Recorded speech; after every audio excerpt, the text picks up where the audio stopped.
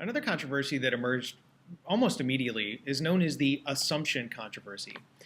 In addition to the Revolutionary War debts that held by the central government, the state governments also had a large number of debts. Well, the northern states still had a lot of debt. Most southern states had paid off their Revolutionary War debt by this point, except for South Carolina. What Hamilton wanted to do, because he wanted those wealthy investors to have a stake in the national government, he wanted the central government to assume or take over all of the state debts. And in this way, those northern states, with all of those wealthy people, would be tied into the national government and want to see the national government succeed.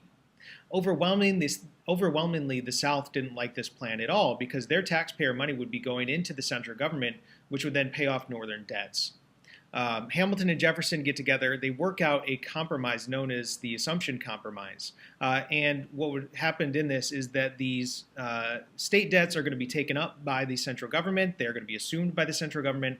And in exchange, the capital would be moved from New York. Sometimes it was in Pennsylvania, in Philadelphia, a northern territory. So the capital would be moved from a northern territory more south into what's now called the District of Columbia, Washington, D.C.